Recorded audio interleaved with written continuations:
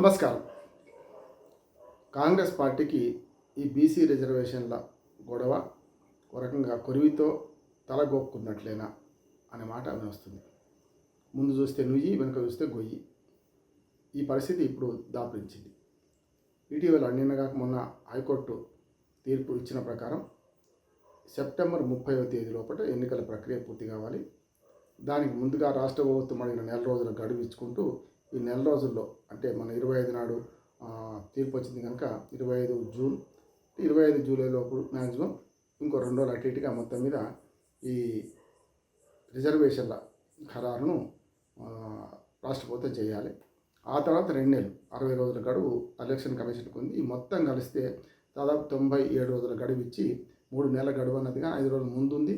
తర్వాత జూలై ఆగస్టులో 2 రోజులు ఎక్కువ వస్తాయి. 31 జూలై 31 ఆగస్టు కనుక అది కలుపుకుంటే 97 రోజుల గడువు దొరికింది. అయితే ఈ మొదటి నెల రోజుల గడువు అయితే ఉన్నది కదా, అంటే తీర్పు ఇచ్చిన తర్వాత కాపీ నుంచి లెక్క పెట్టుకున్న జూలై 31లో కూడా ఖచ్చితంగా రిజర్వేషన్ ఖరారు చేయాల్సి ఉంది. రిజర్వేషన్ ఖరారు చేయాలంటే మొదలు బీసీ రిజర్వేషన్లను చట్టబద్ధత కల్పించాలి.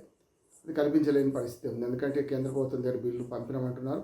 ఆ పంపిన బిల్లు మేము పెండింగ్లో పెడతాం, సమస్య లేదు, అది ఆమోదించే ప్రసక్తి లేదని బీజేపీ అంటుంది. దానికి కారణం కూడా చెప్తుంది. బీజేపీ ఏమంటుందంటే, మీరు బీసీలు అంటే అన్ని వర్గాలు ఉన్న బీసీలు కలుస్తారు, కానీ హిందూ బీసీలు వేరు, ముస్లిం బీసీలు వేరు, మరి క్రిస్టియన్ బీసీల సంగతి ఏంది, ఎక్కడ ఉన్నారు వాళ్ళు?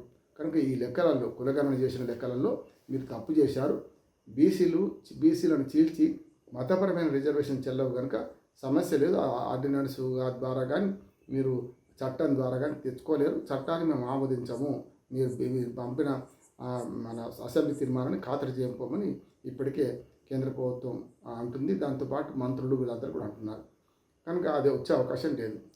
కానీ ఆ విధంగా బీజేపీని బదనాం చేస్తూ చూసిందా మేము అసెంబ్లీ తీర్మానం చేసిన పంపినామంటే, ఇప్పుడు తలసాని శ్రీనివాస యాదవ్ ఇది బీఆర్ఎస్ నాయకుడు ఏమంటున్నాడంటే, అసలు ఎన్టీ రామారావు అప్పటిని చూసుకుంటే బీసీల రిజర్వేషన్ పెంచమని ప్రతిసారి అసెంబ్లీ తీర్మానం చేస్తూనే ఉన్నా. చంద్రబాబు నాయుడు, ఆ తర్వాత రాజశేఖర్ రెడ్డి, మన కేసీఆర్ గారు అంతరం చేశాం కదా, ఇంకా సమస్య ఎక్కడ ఉంది?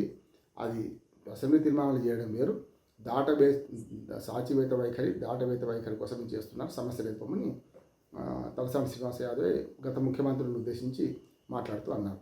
కనుక సమస్య లేదు. రెండోది, బీజేపీ ఏమో ఖరాఖండి తెలిచేసింది. ఇక హామీ ఇచ్చిన కాంగ్రెస్ మీద ఒత్తిడి వస్తుంది. బీజేపీ డాక్టర్ లక్ష్మణ్ గారు కూడా మొన్న ఏమన్నారంటే, హామీ ఇచ్చింది మీరు చేయాలి, ఎట్లా చేస్తారో చేయండి అంటే మేము నవ్వుతూ నాటకం చూస్తామన్నట్టు వాళ్ళు మాట్లాడుతున్నారు. కరెక్టే కదా, 42% రిజర్వేషన్ ఇస్తామనే మాటనే అనాల్సి లేకుండే. కాకపోతే గతంలో 33% ఎన్టీ రామారావు అప్పటి నుంచి ఇస్తున్నారు స్థానిక ప్రభుత్వాల, దాన్నైనా ఖరారు చేస్తామంటే వాళ్ళు ఎక్కువ ఉంటుండే. అంటే మీరు ఎంత శాతం ఉంటే అంత శాతం రిజర్వేషన్ ఇచ్చుకుంటూ పోతే ఈ రిజర్వేషన్కి అర్థం ఏమున్నది? ఎన్ని కులాలు అంత శాతం ఇచ్చుకుంటూ పోతే 1-2% కూడా వేరే వర్గాలకు రావు కదా. అందుకని సుప్రీంకోర్టు దీని మీద 50% మించిన అన్ని రిజర్వేషన్ కలిపి 50% మించొద్దని తీర్పు ఇచ్చింది. ఆ తీర్పు కట్టుబడి ఉండాలని అన్ని రాష్ట్రాలను కోరుతుంది.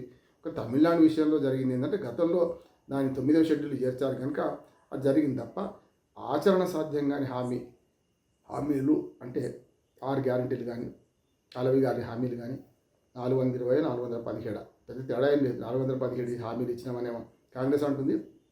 420 లెక్క కలిపి కొంచెం 420 అనే మాటను అనిపించడానికి ఏమో బీఆర్ఎస్ అంటుంది. అంతే తేడా తప్ప 3 హామీలు తేడా ఉంది. ఎక్కడ 3 ఇస్తే 30 అంటలేరు కదా.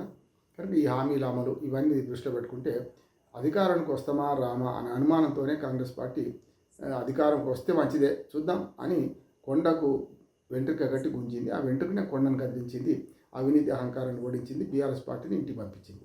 కనుక వీళ్ళు వచ్చిన తర్వాతైనా ఈ బీసీ కులగణన చేసే పరిస్థితి ఏదో ఉందో దాన్ని సక్రమంగా చేయలేకపోయారని ఆరోపణ ఎదుర్కొంటుంది. ఇప్పటికి హైదరాబాద్ నగరాలు 30% కూడా ఈ సర్వే పూర్తి కాలేదని, మొత్తం మీద 96%, 97% చేసినామంటున్నారు. మరి కాంగ్రెస్ పార్టీ 2011లో అప్పుడు కాంగ్రెస్ ప్రభుత్వం దేశవ్యాప్తంగా కులగణన కూడా నిర్వహించింది, కానీ 1.5% తేడా ఉన్నదని చెప్పి వాళ్ళు ఆపారు కదా. మరి 3.5%, 4% తేడా అంటున్నారు. మీరు ఎట్లా ఆపారని ఎదురు వస్తుంది. కనుక ఇప్పుడు ఏమైందంటే, ఈ బీసీ కులగణన చేసినామని దానిలో ముస్లిం బీసీలు హిందూ బీసీలు ఉన్నారని చెప్పి ఓ లెక్కలు ఇచ్చేసి హిందూ బీసీల అందరితో తిట్లుబడి ఆఖరికి తమ ఎమ్మెల్సీ తీర్మార్ మల్లతో కూడా నానా తిట్లుబడి నానా ఘోరంగా మాట్లాడిన ఆయనను కూడా సస్పెండ్ చేసి ఇవన్నీ చూసుకుని మనకు అర్థమవుతుంది ఏంటంటే, ఇప్పుడు కాంగ్రెస్ పార్టీ ముందు నుయ్యి వెనక పోయి అమలు చేయాలని కోరుతున్నారు. ఇప్పుడు 3 మార్గాలు ఉన్నాయి. ఒక మార్గమేమో ఎట్లా చేస్తే అంటే ఒకటి చట్టంలో బిల్లు పాస్ కావాలి కేంద్రంలో, అది కాదు. రెండో ఆర్డినెన్స్ ద్వారా చేయాలి.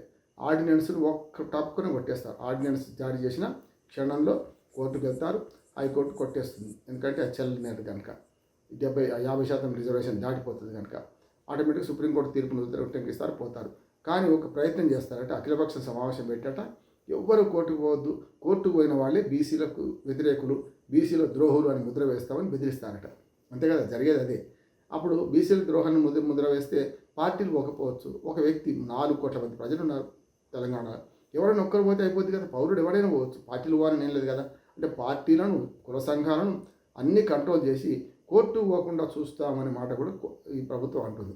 నాకు అర్థం కాలే. అంటే 4 కోట్ల మందికి సంఖ్యలు వేస్తారా, 4 కోట్ల మందిని నోరు అదుపులో పెడతారా, 4 కోట్ల మందిని కోర్టుకు పోకుండా హర్డిల్స్ పెడతారా, హైకోర్టు చుట్టూ ఏమైనా గోడ కడతారా? కాదు కదా. అందుకని ఇది మాట చెల్లనేది మాట ఇది. ఇక మూడోది ఒకటి ఏంటంటే ఆచరణ సాధ్యమైంది, వాళ్ళు అనుకున్న చేయగలిగితే. ఎందుకంటే అది మళ్ళీ ఎదుటోనికి పనికిరాదు. నీతులు తమకు నీతులు పనికి వస్తాయి కానీ బయట వాళ్ళకి ఎందుకు పనికి వస్తాయి? మేము సొంతంగా పార్టీ నుంచి 42% రిజర్వేషన్ బీసీలకు ఇస్తామంటున్నారు. సరే బాగానే ఉంది, కానీ మీరు ఇస్తారు, కానీ ఇంకో పార్టీ ఇవ్వాలనే ఉన్నది కాదు. ఇవ్వకపోతే మీరు మా బీసీ ద్రోహులను ప్రచారం చేస్తామంటున్నారు. అది కూడా బ్లాక్మెయిలే. చేస్తే చేసుకో. చట్టబద్ధంగా ఉన్న 22-23% సీట్లలో మాత్రం బీసీలే పెట్టాలి. వద్దన్న ఏ పార్టీ అయినా బీసీలే పెట్టాలి. ఇప్పుడు ఎస్సీ సీట్లలో బీసీ పోటీ చేస్తుంది వీళ్ళు, బీసీ సీట్లలో ఎస్సీ పోటీ చేస్తుంది వీళ్ళు, ఎస్టీ సీట్లలో బీసీ ఎస్సీ పోటీ చేస్తుంది వీళ్ళు, జనరల్ సీట్లలో అందరూ పోటీ చేయొచ్చు, ఎస్సీ ఎస్టీ బీసీ మైనార్టీ అందరూ చేయొచ్చు. కనుక రూల్ ప్రకారం ఆ 23% సీట్లకు మాత్రమే చట్ట ప్రకారం రిజర్వ్ అయిన సీట్లకు బీసీలో వస్తారు.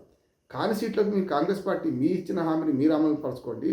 మొన్ననే అసెంబ్లీ టికెట్లు, అసెంబ్లీలో మీరు ఎమ్మెల్యే టికెట్లు ఇవ్వలేదు, ఇప్పుడు మీరు కొత్తగా ఉద్ధరించేది ఏముందని చెప్పి మనకు టీఆర్ఎస్ పార్టీ అంటుంది. కనుక ఇప్పుడు ఒక విషయం ఏదొచ్చిందంటే వాళ్ళు పార్టీ పరంగా రిజర్వేషన్ ఇచ్చుకుంటే మిగతా పార్టీలు పాటించాల్సిన అవసరం లేదు, పాటించరు కూడా అంటున్నాను.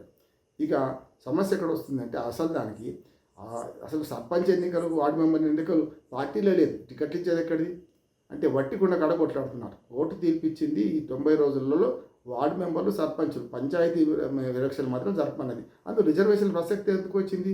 టికెట్లు లేవు, రిజర్వేషన్ లేవు కదా. టికెట్లు లేవు, టికెట్లు లేనప్పుడు ఎవరైనా ఇచ్చుకోవచ్చుగా. కనుక అది పెద్ద సమస్య కాదు. పార్టీ బీఫామ్ ఉండదు కనుక సమస్య కాదు. కానీ ఎక్కువ మంది బీసీలు పెట్టుకుందామని చెప్పుకోవడానికి మాత్రం పనికి వస్తుంది. అది కాంగ్రెస్ పార్టీ మొదలు ఆచరించి చూపిస్తే మిగతా వాళ్ళకి పాట వేసినట్టు, మిగతా వాళ్ళకి ఛాలెంజ్ చేసినట్టు ఉంటుంది. కనుక ఈ మొత్తం ముందు నుయ్యి వెనక పోయి కొరివితో తలగొక్కున్నట్టే ఈ కాంగ్రెస్ పార్టీ పరిస్థితి ఉంది. ఏం చేస్తారో చూద్దాం. నమస్కారం.